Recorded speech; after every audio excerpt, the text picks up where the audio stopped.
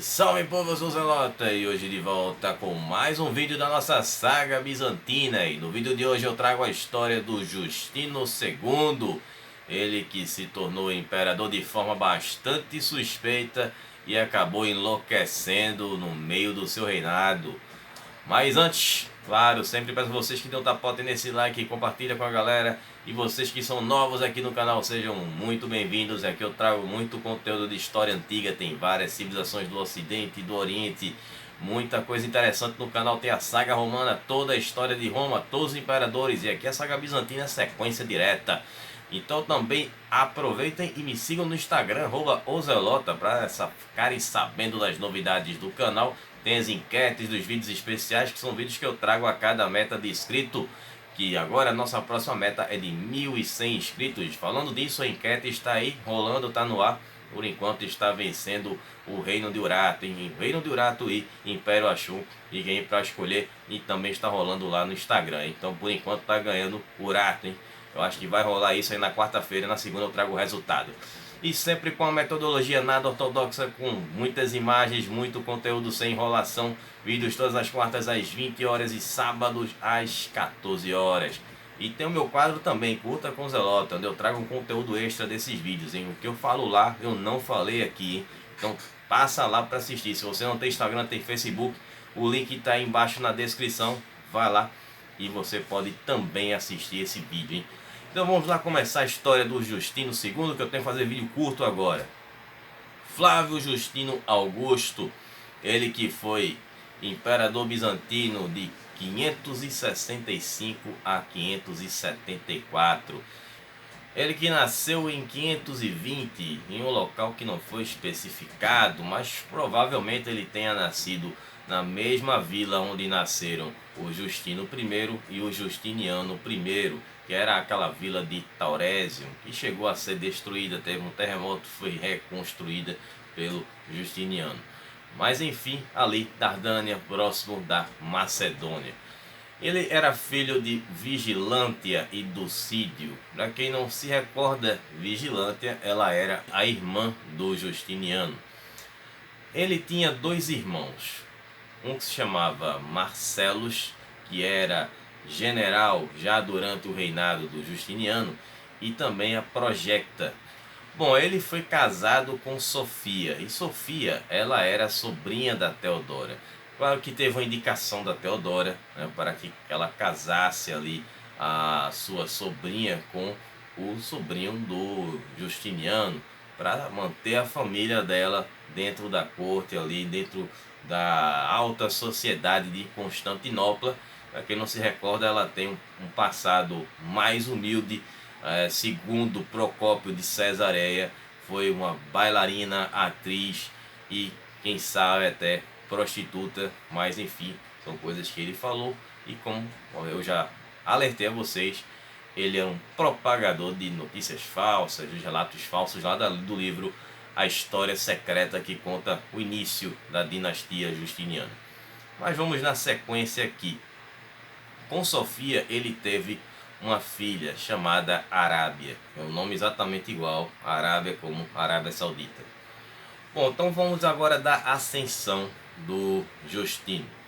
Bom, Justiniano morreu no dia 14 de novembro de 565, como eu contei lá no vídeo dele, toda aquela história dele, que era um cara que acabou não sendo muito querido pela população. Para quem não assistiu o vídeo Justiniano, vou deixar o card aqui em cima, vai lá, assiste o vídeo, depois volta para cá, porque todos os vídeos aqui são conectados um ao outro. E aí ele morreu e só teve uma testemunha durante ali o seu leito de morte, durante seus últimos minutos de vida, que foi o seu camareiro, que era o eunuco Calicínios. Os eunucos têm sempre aquelas famas de estarem pelos bastidores armando alguma coisa. E aí o que aconteceu foi o seguinte: o Justiniano, ele não havia deixado nenhum herdeiro, ele não tinha nomeado ninguém. Ele teve uma filha, mas ele não tinha escolhido nenhum filho, adotado nenhum filho para o substituir no cargo de imperador. E aí o que aconteceu? O Calicínios disse que as últimas palavras do Justiniano teria sido que o seu sucessor seria o Justino, filho de Vigilântia, a sua irmã, porque Justiniano ele tinha um outro sobrinho que também se chamava Justino, e esse outro Justino ele era um general do exército bizantino e que, assim como o pai dele, que se chamava Germanos, era primo do Justiniano. Então, para especificar qual dos dois Justinianos eram, ele disse que era o Justiniano, filho de Vigilântia. Mas existe uma enorme suspeita de que teria sido o outro Justiniano, que é do qual pretendo falar no Curta com o Zelota na semana que vem, na segunda-feira. Bom, então a questão foi o seguinte: o Calicínio chegou e informou ao Senado de que a escolha do Justiniano teria sido o Justino, o Flávio Justino. E aí o Senado chegou e ofereceu o trono. Aí ele, claro, fez aquele teatro todo, aquela coisa de não quero, é muita responsabilidade, eu não tenho pretensões, só para fazer aquele H, né? Só que na verdade, claro que ele queria ser imperador, que queria estar no poder, no comando, e aí ele acaba aceitando. E aí, durante a noite, ele vai ser escoltado pelos sentinelas ao lado da sua esposa Sofia e levado até o palácio de Constantinopla para a coroação que aconteceria na manhã seguinte. E na manhã seguinte, ele foi coroado como imperador bizantino pelo patriarca de Alexandria, que era o João III, que também era conhecido como o João Escolástico. E essa coroação ela aconteceu lá no hipódromo, como era a tradição, e no mesmo momento em que foi feita a coroação, também anunciaram a morte do Justiniano, que foi comemorado ali como título mundial de Constantinopla. E aí tanto o patriarca João III como Tibério, que era o novo chefe do exército, como o novo comandante dos sentinelas, foram também nomeados nesse mesmo dia, naquela mesma cerimônia. Então, o início do reinado do Justino II, ele teve como primeiro ato pagar algumas das dívidas que haviam sido deixadas pelo Justiniano. E ele administrou a justiça, um legado que havia sido deixado pelo Justiniano, e também decretou a tolerância religiosa. Ainda acontecia aquela questão da ortodoxia, do cristianismo ortodoxo com o monofisismo, então essa questão vai passar muito tempo sendo discutida em Constantinopla. Aí, com relação à política externa, o Justino II ele assumiu o império quebrado. O Justiniano tinha deixado o império quebrado por conta das campanhas militares que ele fez, aqueles tributos que ele dava para os sassânidas não atacarem o Império Bizantino, a retomada de alguns territórios do antigo Império Romano, enfim, teve toda aquela situação que eu contei lá no vídeo. E aí ele pensou totalmente ao contrário do tio dele, que ficava pagando os inimigos para não serem atacados. Então ele fez o seguinte, resolveu interromper esses pagamentos. O tesouro está aqui totalmente defasado e eu não tenho como ficar pagando esses outros povos para não atacarem Constantinopla. Então ele resolveu não pagar mais ninguém. Então alguns acordos que haviam sido feitos foram quebrados pelos bizantinos por essa escolha, essa decisão do Justino II. E com isso ele pagava uma tribo, que eram os ávaros, que era uma tribo nômade que veio ali da Sibéria Oriental. Essa trégua havia sido firmada desde 558. Era uma tribo meio nômade, saíam viajando ali pela Europa Oriental e tal. E eles estavam sendo até muito úteis para os bizantinos, porque eles estavam contendo o avanço dos búlgaros. Então fazia parte desse acordo. Eles ficavam mantendo os búlgaros onde eles estavam ali pela Trácia e evitavam que eles avançassem mais pelo território bizantino. E aí, com o fim dessa trégua, os ávaros resolveram fazer o seguinte: vamos nos unir com uma outra tribo e vamos começar a atacar. E aí foi quando eles se aliaram aos lombardos, que era uma tribo germânica, e resolveram atacar os gépidos. Os gépidos eram uma outra tribo germânica que havia tomado a fortaleza de Sírmio. Sírmio que fica na Panônia, onde hoje é a Sérvia. E essa fortaleza era uma fortaleza importante, ela protegia o Danúbio. Os gépidos, eles estavam protegendo aquela fortaleza. E aí eles chegaram e conseguiram derrotar os gépidos, tomando essa fortaleza e ficava em Sírmio. E os ávaros, eles resolveram ficar por lá, em Sírmio, e os lombardos resolveram seguir viagem e foram ao oeste. Eles queriam coisas maiores, eles queriam coisas grandes, e aí eles resolveram nessa viagem ir parar na Itália. Eles tinham um rei chamado Alboin, não confundir com Albion. Albion era um personagem de Cavaleiros do Zodíaco, para quem assistia se lembra aí, galera das antigas. E aí os lombardos, eles sempre migravam para vários locais. Então os lombardos, eles acabaram chegando na Itália e lá eles não encontraram dificuldades para se estabelecerem por ali. Os bizantinos estavam passando por dificuldades, não tinham como pagar muita gente para defender ali aquelas regiões que eles haviam recém-conquistado. E aí os lombardos vão lá e tomam a Itália, e praticamente em poucos anos eles ocupam praticamente todo o território da Península Itálica. Uma coisa que Justiniano gastou, investiu, lutou bastante para recuperar, e em 3 anos perdeu-se tudo, porque o Justino não quis pagar os ávaros. Olha só essa situação. E aí os lombardos vão ficar na Itália de 568 até 774. Vai ser um longo período da Itália sendo dominada pelos lombardos, e vão deixar muitas influências por lá, vão deixar ali seu legado. Então os ávaros, eles estavam ali em cima, resolveram atravessar o Danúbio, já que ali era uma região que aquele forte ficava na fronteira do Danúbio. E em 573 eles se aproveitam que o Império Bizantino estava em guerra com os sassânidas, claro, porque o Justino tinha cortado o pagamento de todo mundo. Então voltaram às guerras, voltaram às lutas e foram para o Danúbio. E ali esse problema com os ávaros só vai ser resolvido pelo sucessor do Justino II, e vocês ficaram sabendo quem será no final do vídeo. Voltando um ano atrás, em 572, devido a esse não pagamento dos tributos, os sassânidas e os bizantinos voltaram a lutar e se enfrentaram ali em algumas batalhas. Foram 2 batalhas desastrosas para Justino II, onde ele foi derrotado pelo rei, ou no caso o imperador sassânida Cosroes I, que como resultado dessas derrotas, o Cosroes I ele invade a Síria, que eu falei agora recentemente. Você que não assistiu o vídeo da Síria, o vídeo mais recente que eu postei no canal, no especial de inscritos, vou deixar o card aqui em cima para você dar uma conferida aí depois, para você assistir esse vídeo aqui. E aí eles tomaram a Síria e a fortaleza de Dara. Essa fortaleza de Dara, ela era muito importante estrategicamente para os bizantinos.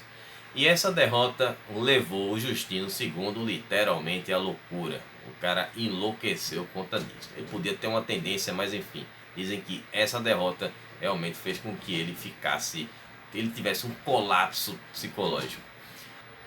Um outro fato que aconteceu durante o reinado do Justino II foi um acordo comercial e uma inusitada aliança. A história foi a seguinte: existia um grupo de monges, que eram os monges nestorianos. Esses monges viviam na China e eles eram cristãos. E foi que eles resolveram fazer, foi o seguinte: contrabandear ovos de bicho da seda.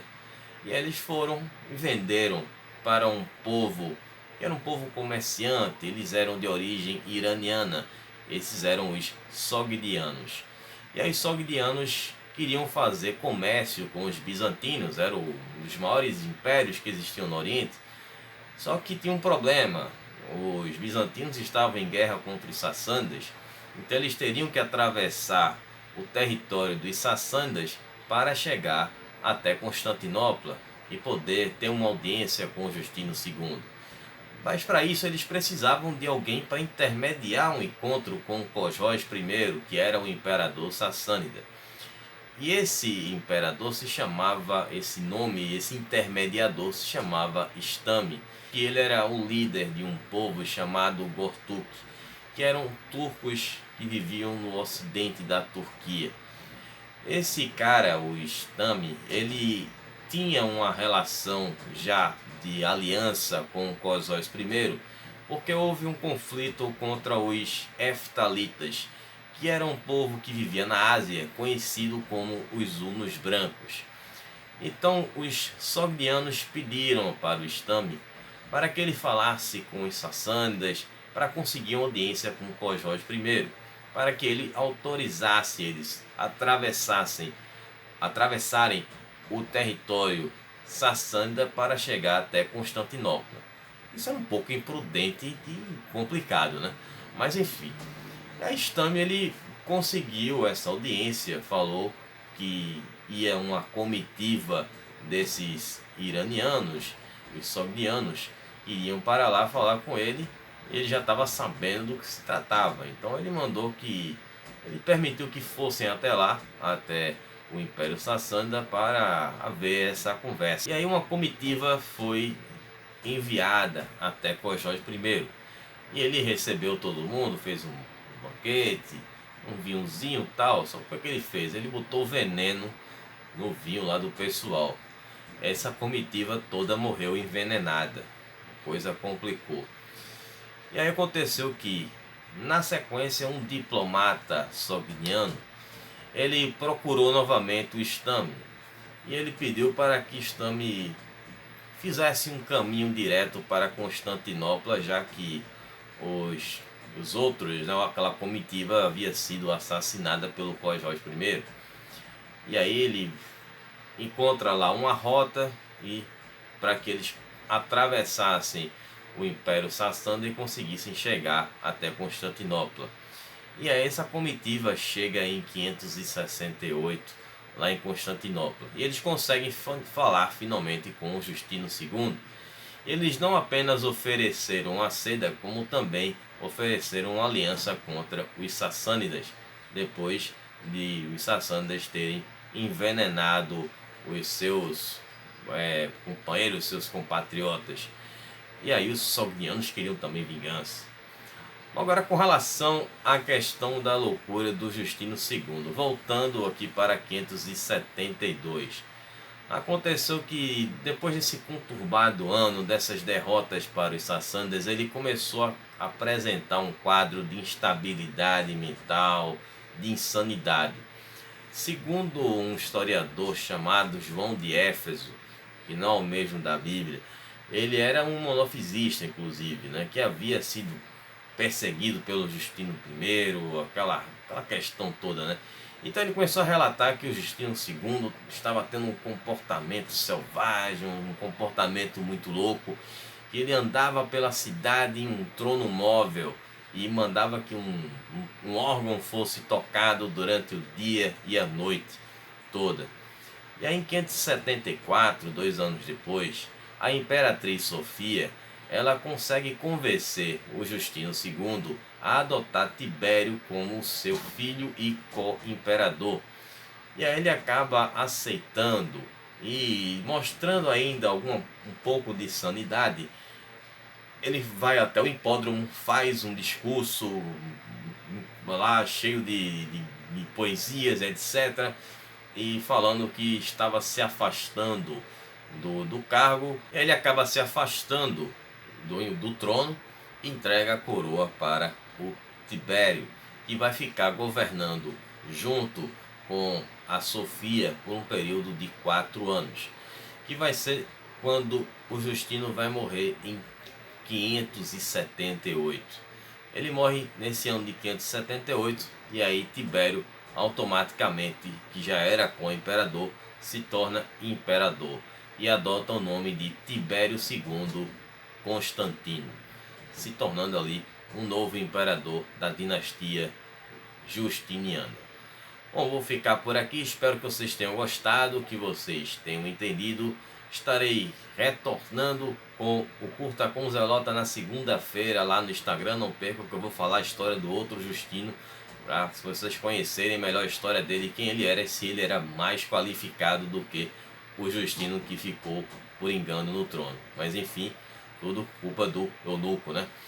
E também estarei já voltando na quarta, né, com a nosso vídeo especial, qual será o vencedor. Por enquanto a parcial está dando aí o Reino de Urartu, né? O pessoal tá votando mais aí no Reino de Urartu. Lá no Instagram tá ganhando o Império Ashum.